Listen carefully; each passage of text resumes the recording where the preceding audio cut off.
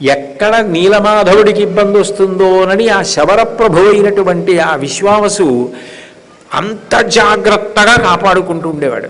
అదే సమయంలో మాళవ దేశాన్ని అంతటినీ కూడా పరిపాలిస్తున్నటువంటి భూపతి ఇంద్రద్యుమ్నుడు. ఇంద్రద్యుమ్నుడు అన్న ప్రభువు విశాల హృదయం కలిగినవాడు, చాలా భక్తి కలిగినవాడు.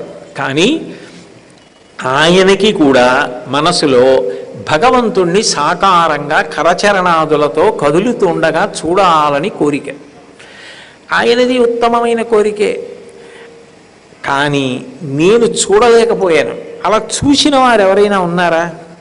నిజంగా అలా చూసిన వారు ఎవరైనా ఉంటే వారు ఎంత ధన్యాత్ములో, ఎంత ప్రేమాస్పదులో భగవంతుని యందు. ఎంత ప్రేమ లేకపోతే భగవంతుడు వాళ్ళకి కనపడ్డాడు? కనపడి ఊరుకుంటాడా? వాళ్ళ సేవలు స్వీకరించి ఉంటాడు.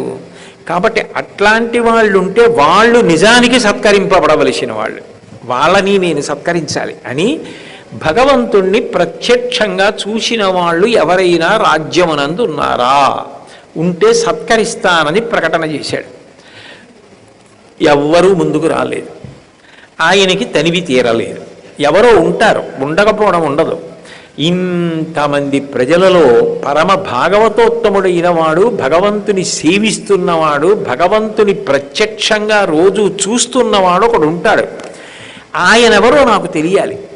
ఆయనెవరో నాకు తెలిస్తే నేను ఆయన పాదములు పట్టుకుంటే ఆయన నాకు భగవంతుడిని కూడా చూపించగలడు. ఎందుకంటే ఆయన మాట భగవంతుడు వింటాడు కాబట్టి అటువంటి వ్యక్తి ఎవరో పట్టుకొని తీసుకొచ్చి నా చేత సత్కారము పొందేటట్టు, ఆయన దర్శనము ద్వారా నేను భగవద్ దర్శనం పొందేటట్టు నాకు నువ్వు ఉపకారం చేసి పెట్టమని తన దగ్గర ఉన్నటువంటి మంత్రి, చాలా చతురుడు, తెలివైనవాడు, బాగా చదువుకున్నటువంటి వాడు, మంత్రాంగము తెలిసి ఉన్నటువంటి వాడు, బుద్ధి కుశలత కలిగిన వాడు, మేధావి, విద్యాపతి అనబడేటటువంటి మంత్రిని పిలిచి ఆ కర్తవ్యాన్ని అప్పచెప్పాడు.